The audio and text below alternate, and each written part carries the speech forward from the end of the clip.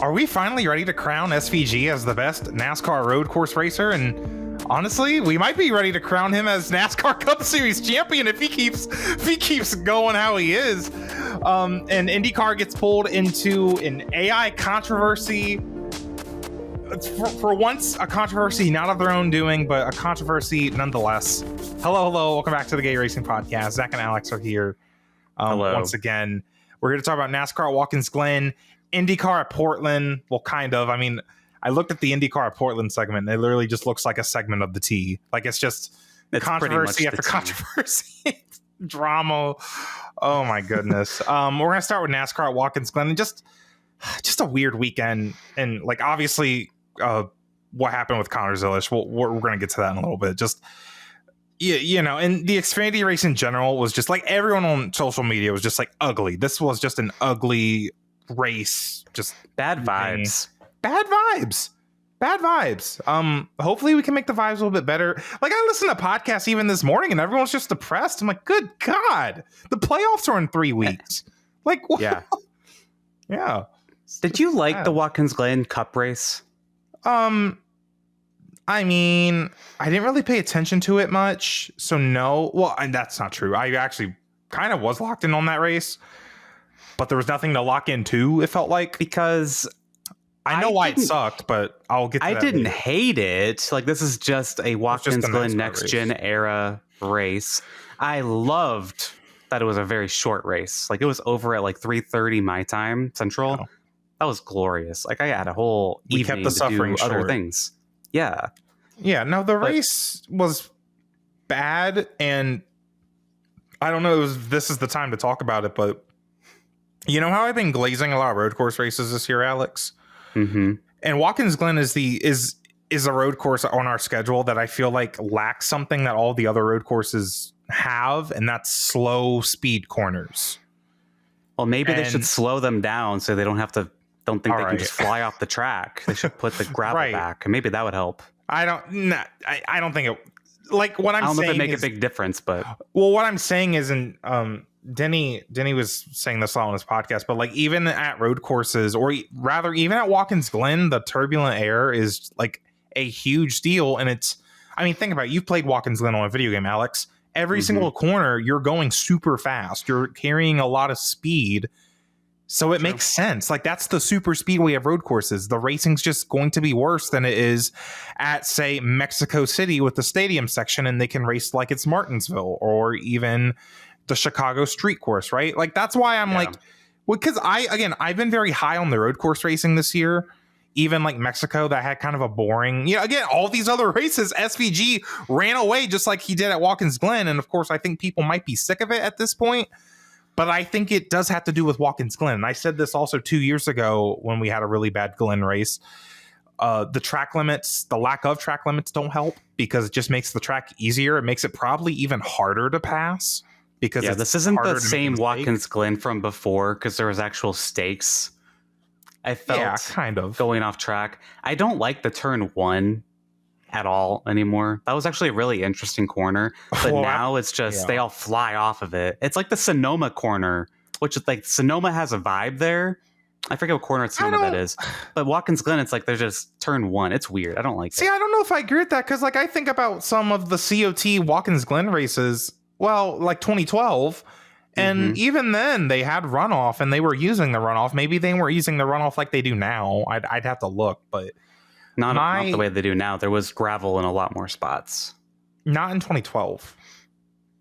That's what I'm saying. I don't know. And like, even like, again, Gen 6 road course racing at Watkins Glen was really good, but Shane Van Gisbergen, though, does it again, despite the quality of the race. Like, he just destroyed them again.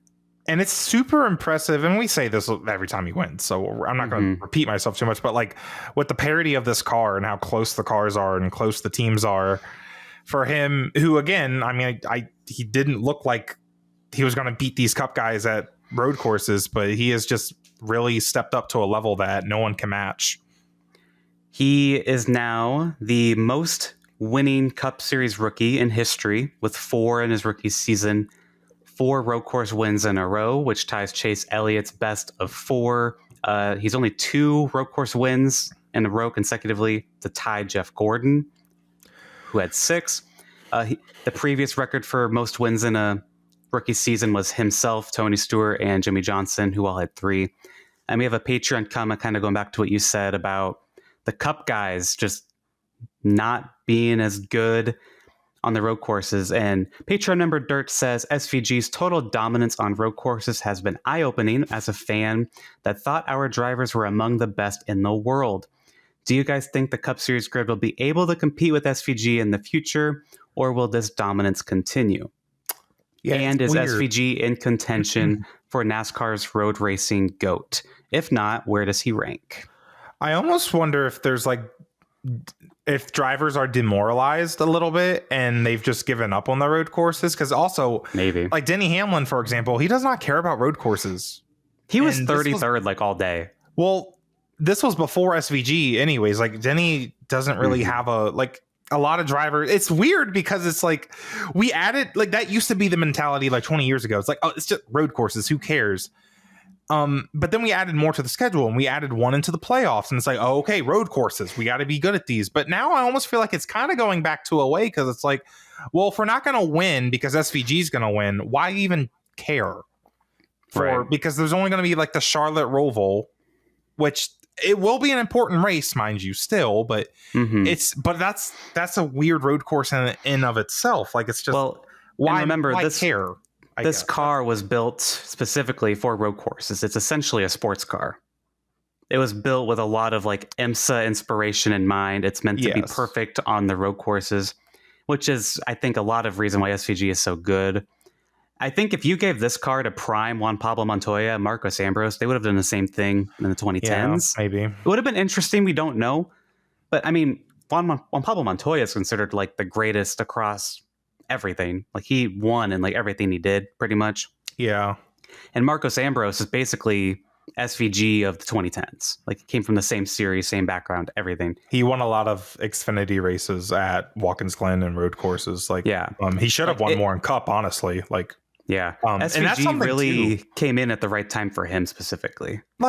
You look at Marcus Ambrose, and remember when he made a mistake at Sonoma, while trying to save gas. SVG's not doing stuff like this in a world where NASCAR, if you make a mistake, you're not winning at all. The pressure is on.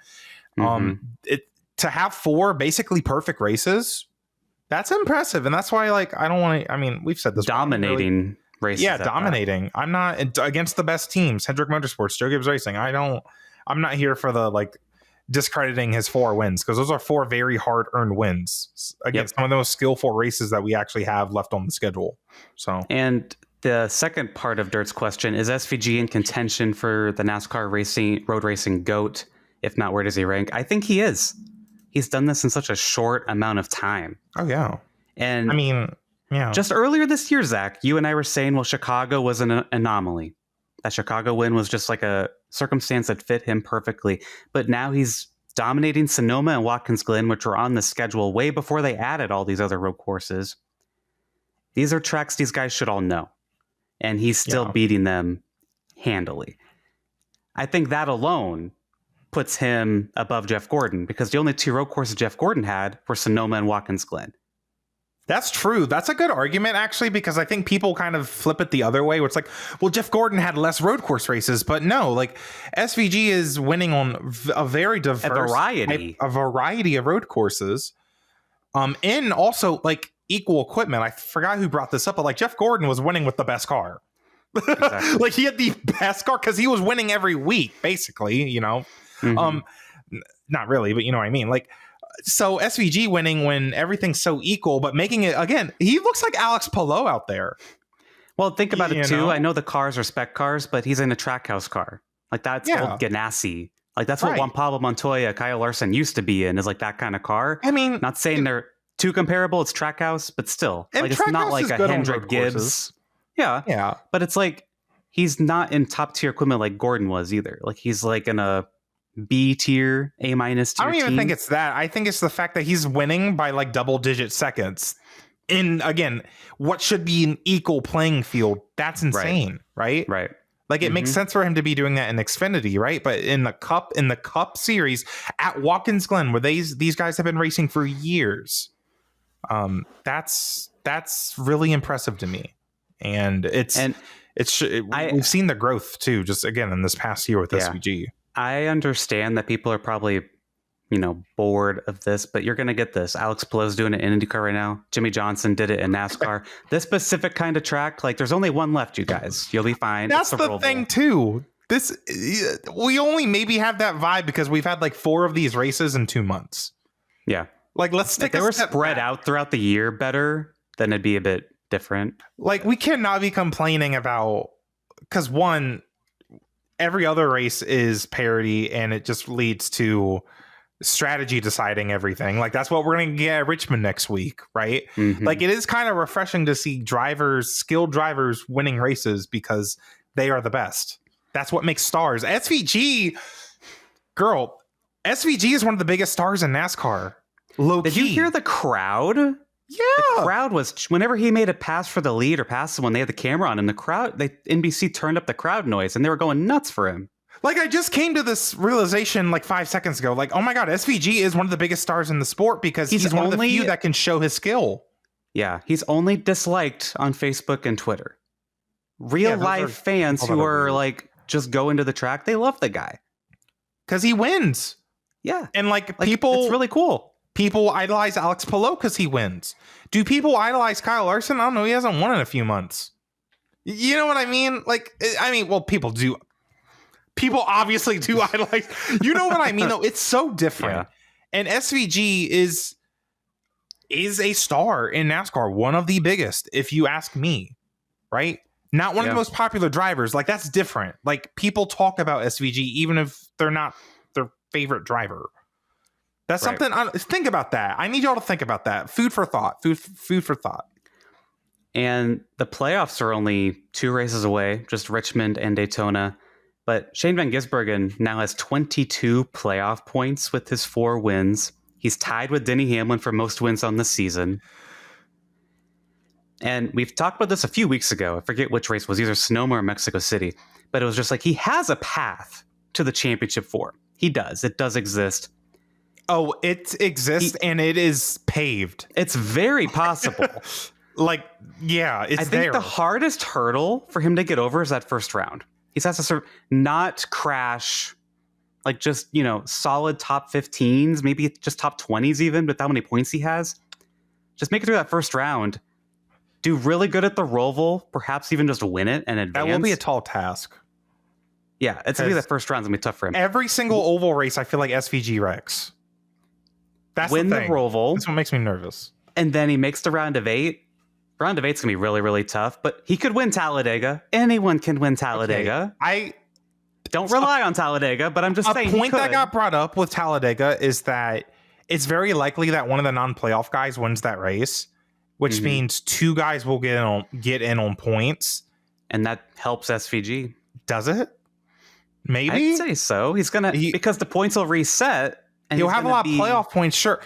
So that will help SVG if he doesn't wreck at Talladega. Like, imagine if he's one of the guys that doesn't wreck at Talladega.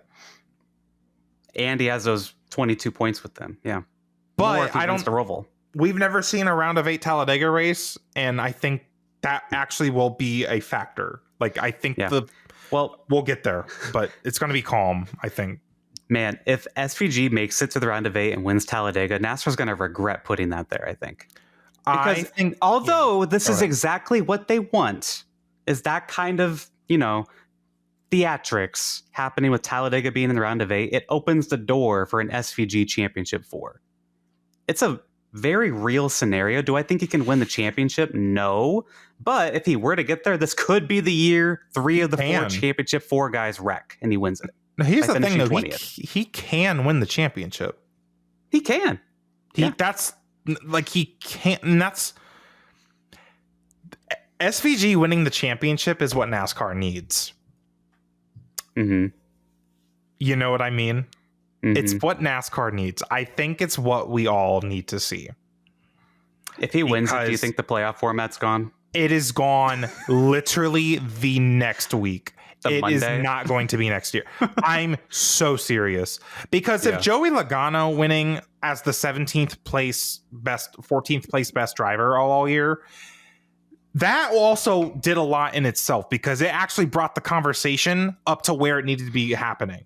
If Ryan, or if, I don't know, if like whatever, like it got NASCAR officials actually talking about changing it, which wasn't really happening before. If SVG wins it, it is absolutely over. We are getting the format either removed or changed or something. Because, and I knew it was going to go back one day, but we are actually getting closer than I thought. Yeah.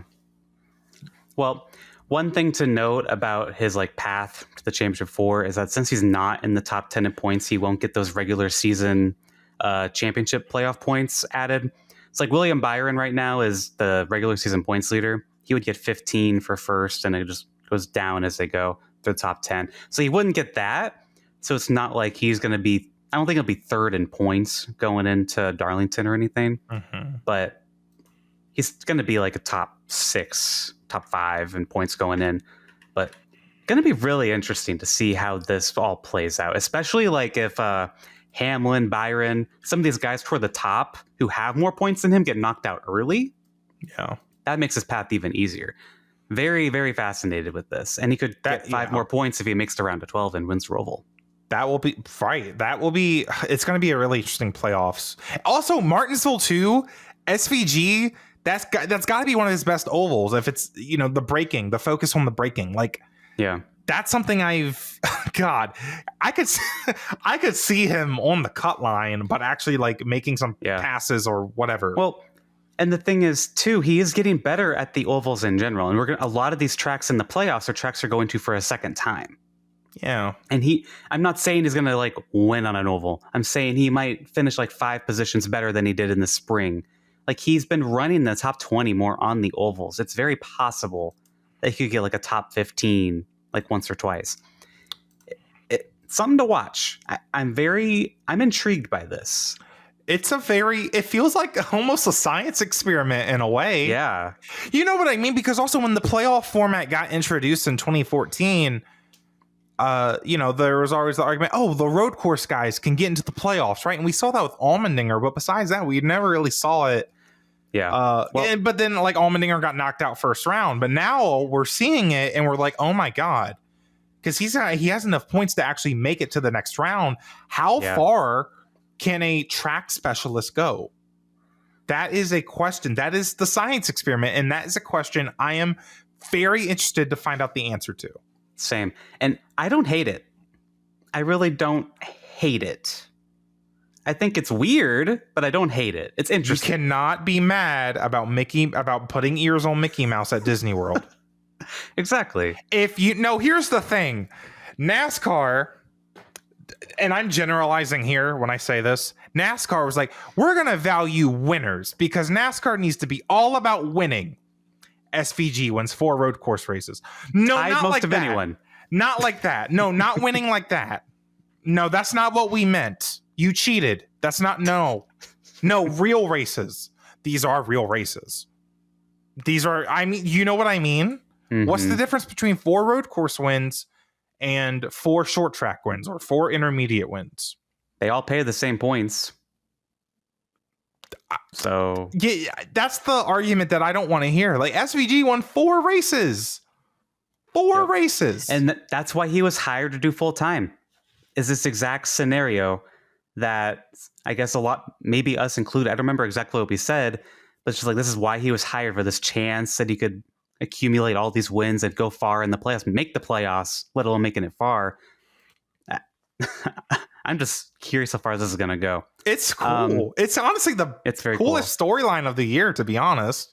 It's because there's nothing else to talk about right now. Playoff bubble is kind of boring. Are we looking at that? Well, yeah, let's pull up the playoff bubble. Just Richmond and Daytona remain in the regular season. Tyler Reddick is plus 117. Alex Bowman is plus 60. And Chris Buescher plus 34. Ryan Preece minus 34. Anyone else is 102 or more back. Interesting thing here, Zach, was that Chris Buescher, Ryan Preece, Alex Bowman all stayed out in stage 1 for stage points. Mm-hmm. So they all kind of just stayed bunched together. Makes sense. But we're going to Richmond, where last year Austin Dillon won. He was going to win before he committed his terrorist attack, to be fair. So, I mean, hey, SVG might have a shot at Richmond. Austin Dillon turned right to win at Richmond, right? Yeah, we're going to another road course. Austin Dillon turned right last year to win. So, yeah, you're right. You're right. But Austin Dillon did, win that race, was going to win that race. He had a fast car. Before that. He was the best car in the last round, yeah. We very well could. I mean, Brad Keselowski was running really good at Iowa. We could have another kind of upset kind of victory here. Who that's not locked in, Zach, do you kind of think that could be? I don't want to say it, but Kyle Busch. Oh, I feel like Wendy Williams right now. I feel like Wendy Williams just saying that. Oh my, Kyle Busch. The crowd just gasped. You mean you said he'll never win again, Zach? I don't know. I'm going to the Richmond race. I've seen Kyle Busch win two times. The only one more, Martin Truex. But Martin ain't there. I think it's a Toyota thing though, so it's keys. So Toyota, do you think Ty Gibbs could do it? No, the vibes aren't there. I mean, he's been fast. I don't see it impossible, but I don't know. He's been really whiny on the radio lately. He's not locked in enough mentally for me. I don't see it. It takes a lot to win these races. I don't think he's going to have what it takes. This playoff bubble, though, I feel like it's the guys at the bubble that are just kind of boring to me. I'm like, Bowman. And to be fair, I feel like that's always the bubble drivers because, they're on the bubble. Like, they haven't won races. But and see, I don't know. Going back to SVG again, I've said this many times. This is why it doesn't bother me that SVG's in the playoffs for stealing just winning the road courses. Because, Ryan Preece wasn't going to win the championship anyway, guys. SVG has more of a chance to go farther in the playoffs than Ryan Preece, and that's a fact. That is a fact, by the way. I'm not like that is you can't argue with that. More of a chance. Like. Saying if I had to pick someone not locked in to win, you got to watch Keselowski and Busch. I'm going throwback. Busch and Keselowski. Back in my day, they were winning the races. So back in our day. Back in our day, they won all the races. So gosh. Yeah. I could see that. And then you have Daytona, which we'll talk about that next week. That could be anyone. I saw there's a hurricane coming, and I think it might. Someone said, is it possible? Is it possible this lines up for when we go to Daytona? Probably. Yeah. Lock that in the calendar. Yep, that's happening. Imagine if they have to postpone that. What would that do to the playoffs? Because you know what I mean? Mm-hmm. They'd probably do some wacky stuff where like Darlington becomes the regular season finale and then Daytona gets put in the playoffs somewhere. Could you imagine? Oh, no. That would be great. SVG's chances just went up. That's all I'm saying. Yeah, if that happens, SVG's chances is going way up again. That hurricane's name is Shane. I'm just saying. Oh, my God. Well, not listed here. William Byron is 42 points up on Chase Elliott for the regular season championship. And then it's Hamlin minus 81, Bell minus 85, Larson minus 85. I think Byron's got a pretty good hold on that, barring something crazy happening at Richmond and Daytona. Yeah. That excites me. God. You know what would have been really cool yesterday? If Kyle Larson having a DNF actually mattered. That would have been kind of a cool story. But well, we actually have a question about that from one of our Patreon members, Zach. Kyle Larson finished last with brake issues. And our Patreon member, Blake, has a question for you specifically, Zach. Blake says, I can't get my head around how the 5 team keeps giving Kyle cars that he can't drive effectively. Larson has an average finish of 19.25 since the double in May. Zach, are you how concerned are you at this point as a Larson fan? Well, first of all, at what point do you consider making changes to the team itself? Whoa! Crew chief or car chief? Cliff this is Daniels? A hot take. This is a hot take. This is a hot take. This is spicy. Good God. Hey, we asked for hot takes. I like how he says effectively. Like, you got more problems than when your brake lines are going out. You got that's more than just he can't drive the car effectively. I'm kidding. I'm being stupid. What was the question? Am I concerned? I'm not rereading all that. I know. No. Is it a like? Do you want me to diagnose the problem? Because I think it's just the whole team. So, are you concerned for Larson's like championship chances? And should they replace Cliff Daniels? So here's the thing. I think the downward spiral from the double is because of the weekend that Kyle Larson had at the double. I think it was because of that. I agree. Did Cliff Daniels wreck that car at Indy? No. I don't think Cliff Daniels wrecked that car at Indy. I don't think he did. Or Charlotte. Or Charlotte for that. Or several other times since May. Now did Cliff Daniels cut the brake lines? I don't know. Listen, Iowa looked really good for Larson. That showed me that they're still fast. He finished in the 20s at Iowa. No, early in the race. He kind of, he got bullied on restarts and he spiraled down. Okay. Like, in terms of speed, obviously he didn't get the result, which that's still a concern, but like, there were, like, I remember Dover, Larson started in the back. Well, no, Dover was really good. There were other races where like, Larson started in the back and he made it up to like 8th or 7th. Mm-hmm. Like, he could not crack the top 5. And I was like, okay, he's just on vacation, I guess. Whatever, that's fine. Enjoy your vacation, Kyle. Cliff Daniels, he's really good at the Brickyard too, by the way. He's one of the best crew chiefs. Yeah, that's the thing. Their performance has went up since that streak of road courses ended. Oh, yeah. Like, that's why I'm not really concerned. Also, at this rate, he's going to be performing really good when the playoffs start. Like Darlington, I expect and we don't really even know. He wrecked really early at Darlington in May, which whatever, but I'm expecting this 5 team to be really good once the playoffs roll around, but I think it's fair to be concerned. I mean, I'm not fully comfortable either because it's also like early Iowa and Dover and Brickyard. That gave me a lot of reassurance that this 5 team, they know how to win races still. It's just they got stuck in a bad qualifying metric for like a few months. It's hard to break out of. And a slump happens here and there. Like, it's normal. It happens. And Cliff Daniels is still, in my opinion, the best crew chief in the NASCAR Cup Series. Yeah. And don't forget, they dominated at Kansas. There's several mile and a halves in the playoffs. I think they'll be fine. I wouldn't say they're like the championship favorite, but with this format, it's hard to say like, oh yeah, they're a favorite. They're in trouble. And this is the most common time of year to slump because it's a lot of weird tracks, road courses, experimenting going on. Pocono, experimenting. There's experimenting going on. And again, the tracks early in the season are tracks that we visit in the playoffs. So again, the experimenting going on.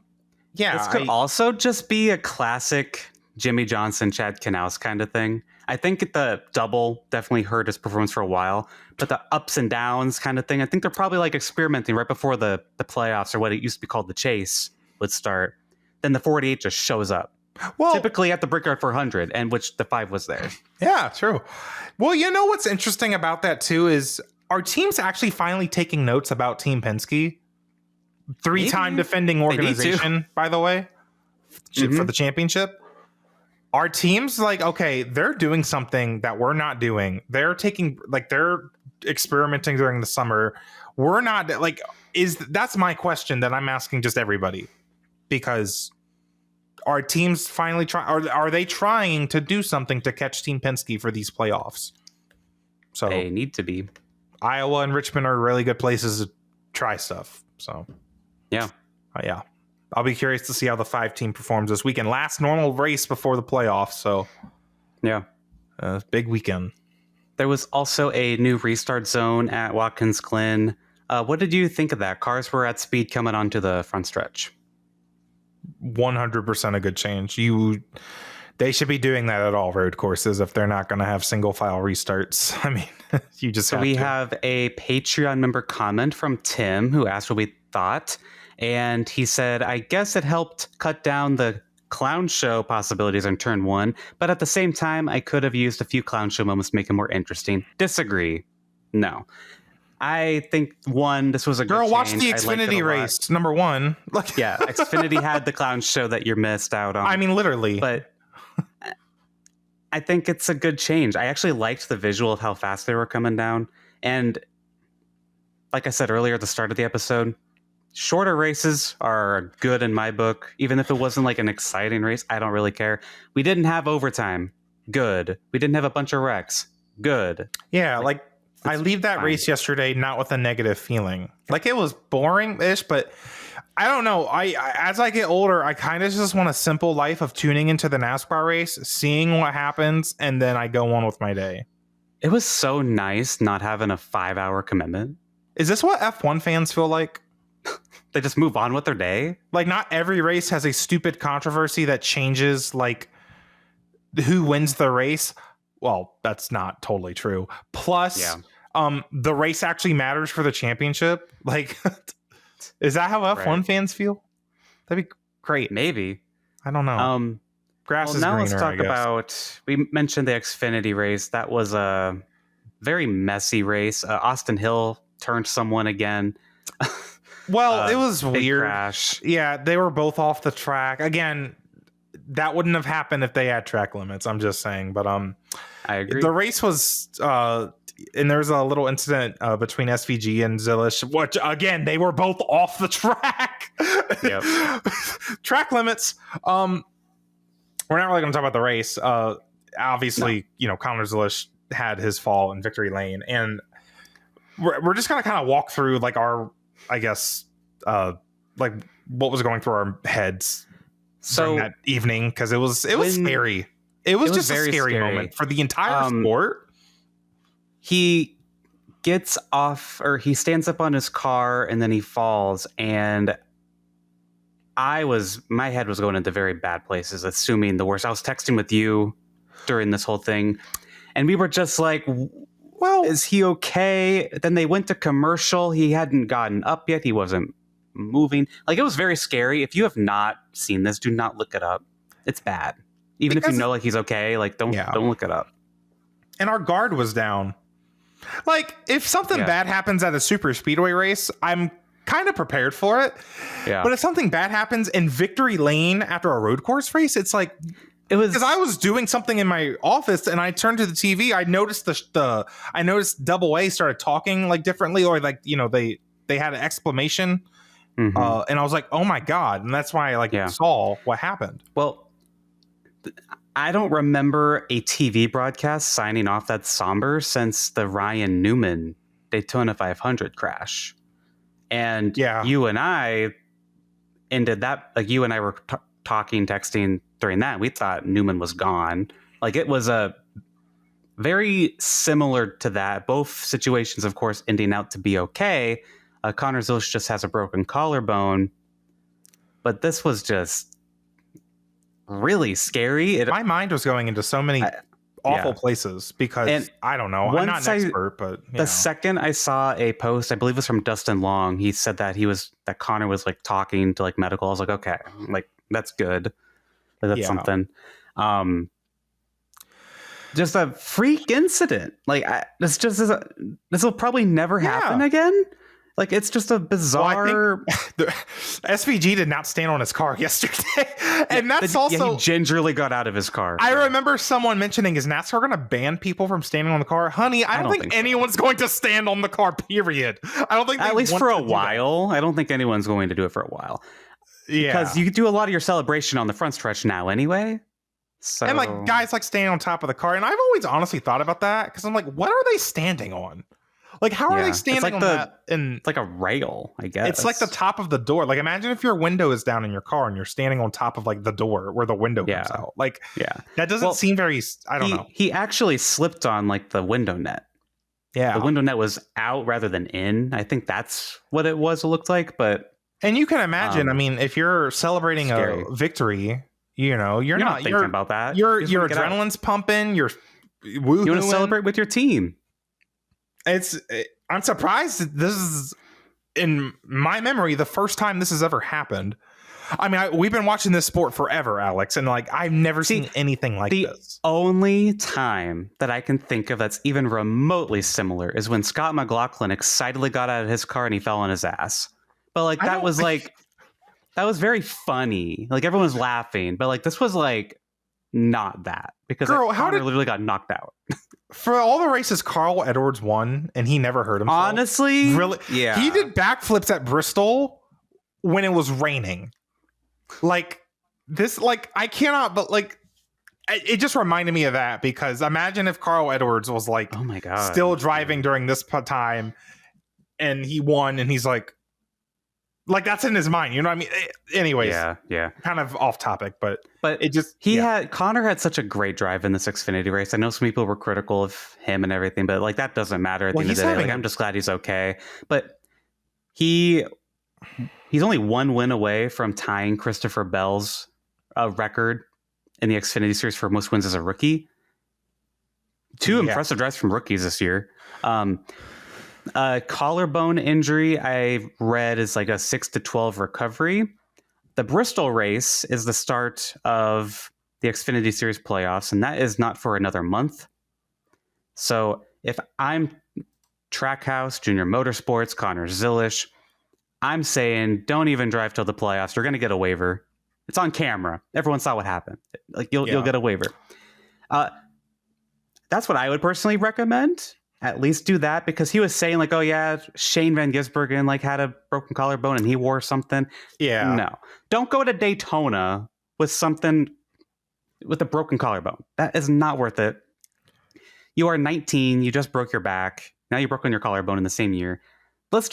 I'm not saying like don't come back this year. I'm just like, just wait till Bristol. Yeah, wait, and you can compete for a championship. And that would be missing, if he does what you're suggesting, he would be missing a road course race where he's very likely to win too. So that's playoff points he's giving up. Yeah. I don't know where he is in the regular season. I mean, I'm not a doctor. I think 100% you skip Daytona. You do not mess with. There's no reason to do Daytona. I think after Daytona, they go to Portland the week after Daytona. I think you put that on the table. If he's okay, if the doctors say he's fine to do Portland, and obviously, do it. But like, Daytona be stupid, I think. Because I think getting back in the car before Bristol is probably a good thing. Yeah. You don't want to go into the playoffs, not being in the car for like a month. And he recovered well from that back injury. Well, he's won a lot of races since that back injury. Between his two injuries, he's kind of been a monster. I don't think he has a finish worse than 5th in between the injuries. Yeah. He's been lighting the series on fire from, we haven't seen the likes of that since Christopher Bell when he came onto the scene. And I really also feel like the NASCAR community kind of realized how important this guy is to us, because he is not just another. He's not just another driver. He's not just another young driver. He's not just another hot talent. Like, he is a generational star in the making. That is, he's a big deal, and huge. Seeing harm come to him was really scary, and literally I feel like everybody in the sport kind of rallied around it, and was like maybe not rallied, but you know what I mean, like shared the same kind of emotion in that moment, and I thought that was really powerful. Yeah, honestly, I agree. And I mean I was legit sad, and me too. Part of me was like, am I overreacting here? Like, he just fell, but when you look at the replay, it's like crazy. Zach, you and I called after this to because I was like, I need to think about something else right now. We played a game together, and I was giving you updates. I was checking my phone every once in a while. And when we found out what it actually was and everything, we felt like a huge relief. For it to just be a collarbone, because I was like, are his legs messed up, his neck? I think the thing is too, Zach, is it's a kind of a parasocial thing, at least for us as fans. It's we care about these drivers. And as you said, he's kind of we kind of expect him to be the next big thing. And when you see that kind of harm happen, it's oh my God, Zilisch was going to be in the 87 car for Trackhouse, but they withdrew the car. They didn't put anyone else in it. It sounds like it was a Red Bull issue. 100% a Red Bull thing. I heard a quote from somewhere where it was you don't want to dilute that program, because that program is literally all about Connor. right? There's no reason to put anybody else in the car. But Justin Marks said, I left my helmet at home. So there was a 1% chance Justin Marks would have hopped in the car, which would have been really funny. I recommended to Zack that Jesse Love should have gotten in the car, but I realized shortly after saying that Jesse Love has another energy drink sponsor. So that wasn't ever going to happen. And again, like Jesse Love just... No, you don't put him. That's his bestie. No, but you don't like put just any guy. You can't put anybody in that 87 car. It wouldn't have felt right. Not even because of the injury. Yeah, I guess kind of because of the injury. But and that's another thing too. Not saying that no one like this. It would have been a big deal, but like this being Connor Zilisch that this happened to just made it astronomical in terms of the emotions, I think. For sure. Because, again, he's probably one of the most important drivers in our sport right now in terms of just talent and our future. I mean, our future. Mm-hmm. And we're talking about him for years to come. And I'm glad he's okay, because that's not something I don't know. This is stupid to bring up, but like Pocono 2018, Robert Wickens, like that, we lost talent. Not even just talent, because he's a human being, but like we lost the future. We lost the future of IndyCar that day, basically. You're referring to Robert Wickens, right? Robert, If you don't know who Robert Wickens is, he was like paralyzed from like the waist down. He still races occasionally, like an IMSA, but he can't do IndyCar. No. And he was like the next big thing, like an IndyCar at the time. And I don't know if I was overreacting. I'm just being completely transparent right now. Call me an idiot if you want, but like I had that fear Saturday evening before we found out Connor was okay, because I'm like, right, I don't want to lose this kid. Yeah. Well, thankfully, everything should be fine with him. And just to reiterate, he is expected to replace Daniel Suarez at Trackhouse next year. Yeah. I'm sure that announcement's delayed. There are rumors it's going to happen this weekend, but I'm sure that's delayed or coming at some point. Imagine if it was going to happen Sunday morning. Oh, God. There were rumors it was going to happen at Watkins Glen, obviously, but I don't know. I'm sure that's coming. We have a Patreon comment from our newest Patreon member, from Ben. Interesting question here, Zach. Would you rather be NASCAR with a larger fan base and TV ratings, but have a terrible car and a bad championship format, no big rivalries, and bad off-track vibes, or would you rather be IndyCar with a smaller fan base and bad TV ratings, but you have the biggest event in the world with the Indianapolis 500, with decent to good racing every week, a classic championship format, but fewer races and poor attendance, specifically at the ovals? Yeah, I think the question is, which sport is easier to fix? Because I feel like fixing NASCAR is very expensive at this point. No, it's not really, though. Getting a new car is expensive. Or is it? I don't know. Higher horsepower? I don't know. But changing the championship format, is that expensive? No. The rivalry thing, I can't say that word. That doesn't make sense to me, because like, why is no one beating Carson Hocevar's ass? Is that Brad Keselowski apparently tried to? Did you see that? I heard about that qualifying Saturday. I don't know what's going on with that. Why? Like, I think it's because they've cracked down on intentional wrecking. So I don't know. Also, well, again, I think that's also a part of, because these races don't matter. I'm exaggerating, but you know what I mean? Like, these races matter less in the grand scheme of things. Like, because if you're not going to win that day, and if you're not really close to getting in on points, what does getting wrecked? It's just another week getting wrecked for you, basically, if you're Ricky Stenhouse. Man, I'm trying to think of what I would choose here. And you're right. It's a hard question. What's easier to fix is basically the question. Feel like NASCAR is easier to fix, because IndyCar has a colossal, and I feel like they're making it worse. That's a lot of business meetings to get more oval races. And money. NASCAR has money. And that's true. IndyCar, they claim they don't, but they have money. NASCAR can fix their problems with some without money. Some you need a lot of money, but you make a lot of money. IndyCar, you don't make a lot of money, but you need a lot of money to fix your problems. Yeah. That's kind of how I see it. But you had the Indy 500, so I don't know. It's a weird question also, too, because I don't know. Go ahead. I think I'd rather be NASCAR, and I think the biggest, besides like the actual product, you'd have to like fix your reputation. And they were starting to do that like in 2020, 2021-ish, and they've taken a back step, obviously. But if they, go back to where they were just a few years ago, and then just keep trying to push, do more outreach like they did with Chicago and this kind of in San Diego, even though it's on a military base. I think whatever that is. Well, whatever that means. I think I'd rather be NASCAR because IndyCar, there's just so much baggage and it's just weird right now. I feel safer at NASCAR. I know the question's not who would you rather work for, but you know what I mean? Like, because with IndyCar, there's just so much you'd have to fix. You'd have to put so much money into it, and no one wants to give me money but Fox. Like, okay. I mean, I don't know. I'll take NASCAR. Like, IndyCar needs a new car, but NASCAR also needs a new car.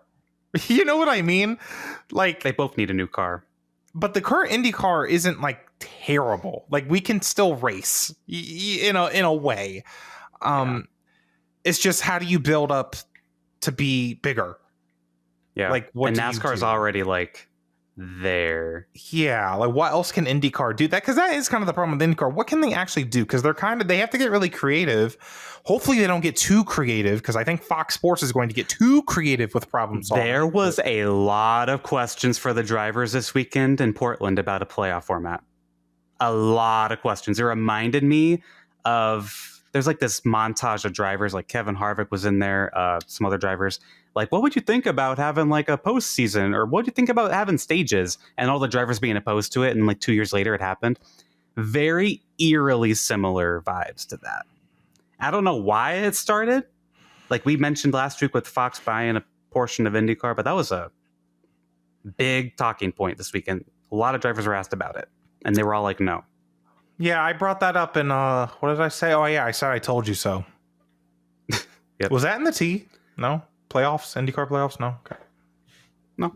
Well, we brought it up now, so. Yeah. It's coming. I'm kind of a wait and see on that, because this I kind of want to. I want to see the chaos that erupts on social media. Oh yeah. I want to see David Land get mad when it gets announced. I want to see that. That's gonna be entertainment. Well, speak of IndyCar's fans being mad, there's a lot to be mad about here. IndyCar was at Portland. I did not watch. I'm low key boycotting IndyCar right now. I'm just. Well, it was on during the NASCAR race. Yeah, like, and you only have one TV, so I'm just saying. Yeah, I was doing multi-screen, but then I'd be in a bad mood. My driver's having a bad year. There's bad vibes in IndyCar right now. But apparently, Fox pushed the start of the IndyCar race to Fox Sports 1 due to LIV Golf, which is owned by Saudi Arabia, by the way. Okay. And IndyCar had delayed the start, and then they waited long time, and then they were like, okay, we got to start the race. So they started that on FS1. It quickly moved over to Fox.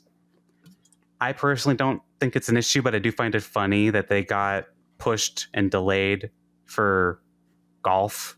Not even like the PGA, but like live golf. I just find that kind of funny. But any comments on that, Zach, before we move on? No, because this next point is ridiculous, because Alex Palou is officially a 4-time champion. Congratulations, Alex Palou, not you. You didn't do anything. But isn't it crazy that a driver who was a rookie in 2020 is a 4-time champion? That's nuts. He's won 4 championships in the time that we've done this podcast. That's crazy. God, that is crazy. He's 28. Like, he's only a couple years older than you and I are. And IndyCar is so sick of him winning championships, they did not even bring the trophy to Portland. The Astor Cup did not make its way to Portland. Of course they didn't. He's celebrating cardboard cutout of the Astor Cup as he won his championship. So Imagine sad. if they did that in F1. Imagine if they do that in NASCAR. Now, NASCAR is different because it's always going to be decided last race. But, like, still. Yeah. F1, even, and I don't know, comparing it to F1 still doesn't feel right either. But, like, I feel like maybe I'm wrong. Correct me if I'm wrong, IndyCar fans. Haven't they always brought the Astor Cup to the last few races of the year in case someone clinched? I feel like that was always the case. But even just for promotion, Like, yeah, just have it there. The championship's happening. This is the trophy that these drivers are racing for. NASCAR has their championship trophy at the track. I don't know if it's like a copy, like it's a replica. They parade that around during the playoffs. It's there every week. Sure. Yeah. Yeah. Like, it's a thing. Like, I feel like it just, to me, it's lazy. It's lazy. Yeah. It's just one of those things where, is it really a big deal? No, but it's super lazy. Like, you couldn't be bothered. It makes your to series look cheap. Thank you. It makes it look cheap. So cheap. Like, this is the big, like, outside of, it's weird too, because the dynamic with IndyCar's championship, already it's overshadowed by the Indy 500. This almost makes that problem, not even a problem, but that almost makes it worse. Yeah. Like, oh my God. Yeah. So that's Alex Palou is the first driver since Dario Franchitti in 2010 to win the Indy 500 and the championship in the same year. That's cool. That's pretty cool. I have not much to say about Palou. Yeah, Zach? Another thing about that, too, is I'm wondering if it didn't go out there because it's on the West Coast, Portland. But again, if there's a chance he clinches. A very high chance. I'd say the odds were like 80% he was going to. Maybe higher. I'm IndyCar. I would spend the money. Here's the thing. I would spend the money to get it to Portland and then just skip Milwaukee. You don't need that in Milwaukee, and then bring it back for Nashville so he can celebrate again or whatever. I don't know. Yeah. I guess they will celebrate. Well, they better celebrate again. He didn't get to see the trophy. So you got a cardboard cutout. That's enough, right? Yeah. What do you mean? We already celebrated you. What? We're celebrating the fact Colton Herta just won this race. What are you talking about? Really cool for Alex Palou. Again, not much to say about it because this has been on lock since May, to be honest with you, and that's fine. I don't mind that it's locked up. That's perfectly fine. It's a non-story, but it's also cool. It's a history writing season. Yeah. Like, he's only 2 championships away from tying Scott Dixon. Yeah, nuts. That's fair. It happens in welcome to racing. Like, welcome to motorsports. I'm not really upset about it, and that's not the reason I haven't been watching either. Like, legit, that's not the reason. Not at all. I'm literally personally not watching for a multitude of reasons, and a lot of it has to do with my driver, and then I'd rather watch NASCAR right now. I think I'm not watching because of Fox. I think that's my number one reason. Well, and Fox pisses me off. Yeah, Fox is awful. I'm like trying to look for a replay of the Rasmussen wreck, and they're showing the worst angles. Like, we'll get to that in a minute. Well, since you brought it up, let's talk about it now. Then we'll talk about willpower. All right, let's talk about terrorism. Christian Rasmussen wrecked Connor Daly, and Daly commented on Twitter, quote, "Purposely wrecking someone in a 150-mile-per-hour corner is just pure insanity. That's not racing. It's inexcusable. The driving standards, for some, are a joke right now. That means you at Christian Rasmussen." He added him. That's crazy. The girls are fighting him. So I looked at the replay. Did you see the replays, Alex? I did. Okay. Nasty crash. Yeah. So they were dicking around like a lap before that. It was like, that was their third bit of contact. Okay. Because Rasmussen shoved Daly off the track the lap before, and then Daly got back to him. And so Daly did something stupid. Daly dove it into him on that first chicane. That was stupid. That, not penalty worthy, but like Daly, in my opinion, poked the bear. Like, not a good move. It was a very low percentage move. I don't even think it damaged any of their cars. None of them even like spun.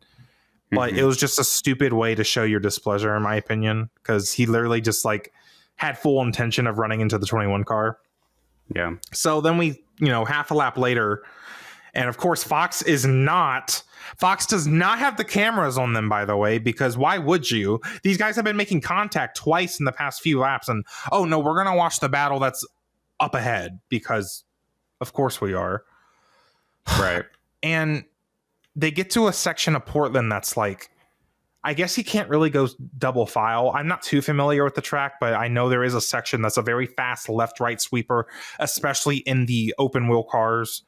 And going side by side is basically just like you're asking to get wrecked. With that said, Rasmussen went side by side, and he didn't really like. It looked like he clipped the curb, and his car kind of shot up into Daly, and Daly just went for a spin. To me, It's not as egregious as I think a lot of people are making it sound like. Because it's not like an Austin Hill type thing at the Brickyard for 100. If that makes sense.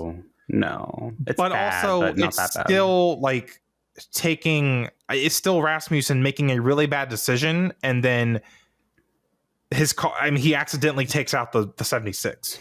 Like, and Connor Daly's lucky he didn't flip. Like, this is a pretty bad crash. Yeah. It kind of reminded me of Simon Pagenaud's Mid-Ohio crash without flipping. Like, it just kind of like went off and he hit the tire barrier. It's kind of a good thing he didn't hit the tire barrier worse. I thought he was going to flip over. It was bad. And Christian Rasmussen's kind of gained this reputation of being like a very aggressive driver. We've seen him make these crazy moves on the ovals. This sounds like an insult, but he's kind of the current Santino Ferrucci, like the new Santino Ferrucci. Yeah. And I don't think I mean that in the way a lot of people would think I mean that. It's just like he's willing to make moves that are very, very dicey and aggressive and low chance.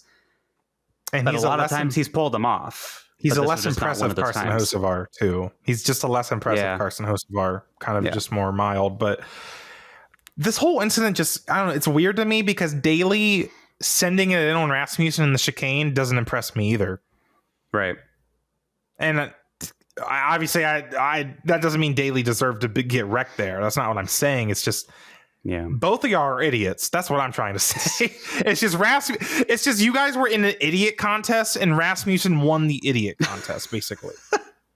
That doesn't mean you're not an idiot, Connor. I'm just saying, like, because I don't care how mad you are at a guy. Like, also, Connor's for him to say, "Oh, the racing standards have gone bad." Okay, you literally sent it in on him. Yeah. Yeah. Like, are you paying it back? Okay, sure, but then what is this? Is this NASCAR now, where we do that? Well, don't be shocked it happened. I guess I don't know. I'm not trying to say he deserved it, but it's just I don't feel as bad for him. Yeah. Well, Will Power won this race, Zach, and that is Team Penske's first win in IndyCar this year, which is a crazy thing to think about. With 3 to go, 2 races Mind to go you, now. Will Power is the guy who, despite winning a race, winning the most races for Penske in the last couple of years, has an uncertain future with Team Penske. We've talked about it throughout the year. There's rumors that David Malukas is going to go in there and replace Will Power. David Malukas actually had Penske sponsor Gallagher on his car this weekend, which that raised a lot of speculation. Awkward. And then in his victory interviews, Power said that he had a great career with Verizon and Team Penske. I think people focused a bit too much on the wordplay there because it sounds like Power wants to come back still, but he just doesn't know what's going on. Yeah. I think people are looking into it a bit much. I think the decision hasn't been made yet, if you ask me. Per Bob Pockris, Will Power cannot talk to other teams until September 1st. Yeah. So we're running out of time, Roger. If you're going to bring him back, he's your only winner this year. And yeah, go ahead. I have a question. Has Team Penske, I'm not saying you might know this, Zach, but anyone in our viewing audience, has Penske ever gone into the next season with a winless lineup from the previous year? Because I doubt Joseph Newgarden's going to win unless he could win Milwaukee or Nashville. But Scott McLaughlin, I don't think he's going to win either. And then Will Power, obviously, if he goes and you bring in Malukas, you're going to have an all winless lineup. Has that ever happened with Team Penske and IndyCar? I genuinely don't know. And I'd be curious to know the answer to that. That is a really good question. Shout out to our friend Jackson Todd for asking me that the other day. I'm like, I have no idea. That's a great question. Doubt it, to be honest with you. I mean, there's no way, right? That'd be like if Hendrick went winless and had a winless lineup. Like, that's wow. Huh. Yeah. Although they might have had that in 2018, low-key. So I don't know. Patreon member Dirt asks us, why on earth would Roger move on from Will Power when Power has been the best of the 3 drivers since the hybrid was implemented? Power is also the most recent champion not named Alex Palou. Ovals. The Indy 500. I answered your question. That's what Roger cares about. Penske. That's what they care about. because I forget what it was. It was several months ago. He had like an average finish like 16th in the last 5 Indy 500, something like that. Will Power, that's what it is. And David Malukas was just in contention to win it. I'm sure that helped him a lot in this kind of negotiation part of the contract deals here. It's a little bit backwards because then why are we using the rest of the season to decide if he should be in the right? Roger, you own the series. If ovals matter to you, add the oval. Yeah, it's definitely an Indy 500 thing. I don't know. I mean, yeah. Joseph Newgarden is also Will Power's old. Like, what's keeping him around doing? How old is Will Power? Let me see. I don't know, but he's pretty old. Joseph still Will Power is 44. Joseph still has a lot of races to win. Scott McLaughlin, he just got hit his peak. He just not his peak, but he just hit his he's finally like comfortable in IndyCar. Why would you get rid of him now? You've invested all of this into him. By the way, Townsend Bell apparently made the suggestion that Penske should put McLaughlin in NASCAR to compete with SVG live on broadcast, and I think that's another like flop of the week to Fox. I didn't even watch. No, flop of the week that's funny. to Fox for funny. Saying that a IndyCar driver should go to your competitor. What? Oh wait, you're right. Actually, that's crazy in that way. But outside of that context, though, that's kind of fun. Yeah. That's kind of fun. That would be tough. I mean, it'd be cool, but I think that's crazy to say on television. It's Scott McLaughlin in a PPG Xfinity car versus SVG in a Red Bull, whatever. That'd be so cool. That'd be so cool. But yeah, I don't know where this stands. I've always been leaning that Malukas is going to get there. Just the fact that we're still talking about it. I'm assuming all the personnel changes around the Indy 500 has really delayed everything with Team Penske. This is also like a big domino that's waiting to fall because Rinus VeeKay has a contract that's up. He's only did a 1-year deal with Coin. Like there's a lot of just things waiting to see what happens with Will Power, because if Will Power is available, everyone's going to try and get him. So everyone's just kind of in limbo right now, waiting to see what Penske does. He'd be a good asset to any team in terms of his experience, right? But he'd also probably cost more money than your average driver. So that's the balance there. But I don't know. That was IndyCar Portland. I think we covered everything, and overall, pretty standard weekend. A little bit ugly with Christian Rasmussen and Fox being Fox, but otherwise pretty successful IndyCar weekend, guys. Good job. Well, there had to be a little bit of controversy. It couldn't be an IndyCar weekend without some controversy. Who is IndyCar getting in controversy with now, Alex? It can't be that big of a deal. The United States government? Oh my god! I've been there before. It's all right. No, been there before. I feel like one of those sitcom characters. Yeah, I'm banned in Europe. No, like Sam from Mike Harley. Yeah, I'm banned in 39 European countries. Okay, so I'm not going to give you all the details. You can look it up. It's I think this is such a crazy story. It's not a good story. But one of the official U.S. government accounts used an IndyCar to promote a image on social media, and it used a number 5 on it, which Pato O'Ward drives to 5 car. Oh, I didn't even make that connection. And oh my god, this account had a lot to do with immigration and everything like that. I'm trying to use my words carefully right now. Yeah. They're building so very understandable disdain and frustration from fans. There were a lot of calls for IndyCar and Penske to like denounce this. For me, I think that the best thing that they can do is to just try and go after what they did, and that's the like, hey, you're using our IP, like you can't do that. They did delete the post with the 5 on it, but then they did a car at a different angle where you can't see the car number, and they just re-uploaded it again.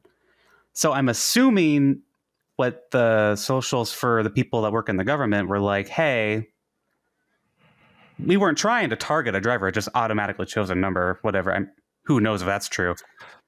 But I think they were like, we'll back off from that, but we're still going to do this despite the calls from Penske to be like, hey, don't use our brand and your AI image. Really just an unfortunate situation because of IndyCar. Of course, IndyCar gets hit with a scandal like this. But my main comment on this is that although I understand why you're mad, you should be mad about this. It's not IndyCar's fault.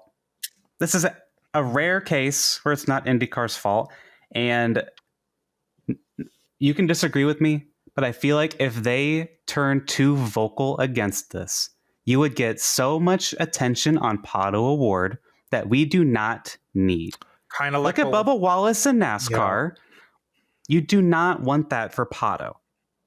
Yeah. I think if they went in and just blasted this, it would just be awful circumstance to put Pato Award in. And a lot of fans are tagging Pato on this and be like, you should apologize for Pato Award. How can you just be quiet for Pato?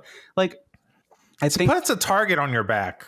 You're putting a target on Pato. I think that's literally what people honestly, are doing. IndyCar as a whole, yeah, low key, and you're already not really like NASCAR can take a shot like that, but I don't know IndyCar. I don't know if you need that kind of press. IndyCar's on life support, low key, and doing this, you don't want the president going after you because of a AI image that ultimately will be forgotten about in about a month unless you keep grasping at it. And so. TLDR, I think what people should do is use your anger and frustration to push against what the actual topic is at hand rather than yelling at IndyCar because they're not doing enough of what you'd like them to do. Yeah, because I was kind of disagreeing with you until you brought up like negative attention getting brought to IndyCar and Pato Award because that would get ugly. We've seen it with Bubba Wallace, like after 2020 at Talladega. Like it's ugly. Do we want that on the national news? I don't know if you do. No, you don't. But at the same time, I'm like, man, I know I was frustrated as hell when NASCAR said nothing about Pride Month, and that's a completely different situation. But IndyCar being somewhat quiet about this is, I think it's fair to be disappointed.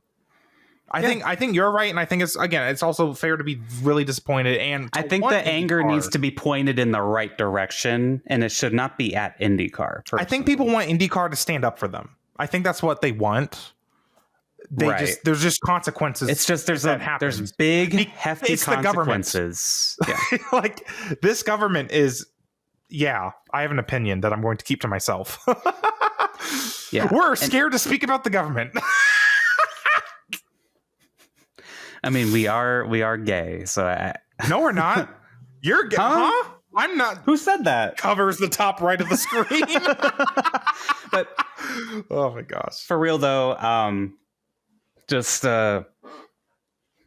trying to think of how to wrap this up in a nice bow, but it's an ugly situation. This is why we watch racing, to distract ourselves from how stupid this country, this place is. Yeah. With that, we'll move on to fantasy. Zach, you had the point in IndyCar with Polo finishing third, and Dixon, who I picked, finished 11th. It is now tied 15-15, 2 races to go. No pick this weekend. Next race is Milwaukee and then Nashville. I will pick first at Milwaukee though, because you have 4 wins and I have 3. Yeah, you've got to either beat me in the last 2 races or get a win. And that's the thing. Do I go with Alex Palou, who has won on an oval now? That's not the Indy 500. He's won 2 ovals. And he won Iowa, yeah. So should I go with him or do I go with someone else? Like, I have time to think about it. It's hard to pick for the ovals too. It's hard, yeah. Yeah, especially with Joseph not being like an obvious answer. It's interesting. Yeah. But NASCAR is at Richmond for Watkins Glen. Zack, you had SVG who won, and I chose Ty Gibbs who finished 21st. That was a stupid pick. He was whining on the radio, I'm telling you. I was just like, who can get second in case SVG has a mechanical failure? Well, I was wrong. So let's see. Tiebreaker. We are tied again in NASCAR 22-22. Most wins is tiebreaker. We both have 5 wins. Then it goes down to most second place finishes. Zach, you have 2. Both have 5 wins. Girl, put us in the playoffs. We're gonna go to the round of 8. Girl, we have more wins than SVG. We got more wins than Denny Hamlin. Girl, wait. Put us in there. Because all my wins are SVG. I think most of them are SVG, actually. It's great to be me. NASCAR Richmond, I'm going to go with Denny Hamlin. He was pretty close to winning both of them last year, but then got robbed in one. He got robbed in both Richmond races last year, actually. Denny did. No, he won one of the Richmond races. He robbed Martin Truex. Oh, that's what it was. That's what got you confused. He was involved. That's what he did the robbing, and then Karma got his ass in the fall race. So, well, for jumping that restart. If he didn't jump that restart, he would have won the fall race. I'm just saying. I'm going with Denny Hamlin for Richmond. Zach, who do you got? I didn't actually look at stats for this, but I don't care because I've seen Toyota win this damn track so many times. And you know who's been kind of good lately? Quietly? Christopher Bell. I'm going to pick him. Okay. I think Christopher Bell's coming back. Going to get his, 4th one of the year? Yeah. A lot of drivers have been getting 4th. Yep, 4th. I think it's Christopher Bell. Yep. You're not going with SVG? We said earlier you have to turn right to win. Austin Dillon proved that last year. I think something's going to happen to him. Oh, okay. Bad pit stop. I mean, he didn't run good at As in his wheel's going to fall off. Literally every single oval race, I see him on the TV bringing out a caution. And this is our only trip to Richmond this year, too. I don't feel good about it for him. Bubba said something funny. He was like... He's like, oh, Richmond next week. I was trying to think of where I finished there earlier in the year. And then I was like, oh, yeah, we didn't go there. Bubba's funny. Top 5 any other thoughts for a wrap up, Zach? Nope. No thoughts are in this head. Nope. All right. Well, thank you to our Patreon members. We had a lot of good Patreon comments this week. Thank you for those. Patreon.com/gayracingpod. You can submit your own questions for $2 a month. We'd love to have more of you join us. $5 a month for early access to any bonus videos. Zach and I still have an idea. We haven't done it yet. Kind of had a busy weekend. Oh, I forgot about that. Yeah, it's fine. We'll do that at some point. Consider giving us 5 stars on Spotify and Apple, and liking on YouTube and subscribing on YouTube. Follow the podcast at Gay Racing Pod on Blue Sky, TikTok, Instagram, and Twitter. And follow us on Blue Sky at Dreamy Zack Racing and at Newgate. You can follow Zach at Dreamy Zack Racing because I do not have I'm not logged in on Twitter anymore, is basically what I'm trying to say. When your one friend is too woke. I'm just... I think I said that off the air earlier, but I had to make you did. Twitter was making me mad. I need to pay for Twitter Blue because my tweets be popping off. I'm just there for the attention. Yeah. My poor. I don't get enough attention. I'm on Blue Sky. Zach's on Twitter. I'm also on Instagram if you care. But I think I don't know. I made a post on Blue Sky this weekend. Yeah. It's weird because on my gaming side, I'm more on Blue Sky. See how it's like weird because it just depends. Yeah. I don't know. Anyways, why do I have to use 2 platforms? I hate my life. Anyways, we'll see you guys next week. So the plan is I'm going to Richmond, but I haven't bought my ticket yet. I don't know. Life's been very very stuff gets thrown at me. Stuff just gets thrown at me. It's not going to be a packed stadium, or maybe it will. It's only one day. I don't know. I'll look at tickets in a few days because I don't know. I'm going by myself. So if you see me there, I might try to make it to the tweet up, I guess, depending on how early it is. That'd be fun for you. Yeah. You're my anchor, though. Yeah, I know. I got to talk to all these people without coming back to you so we can debrief. I know.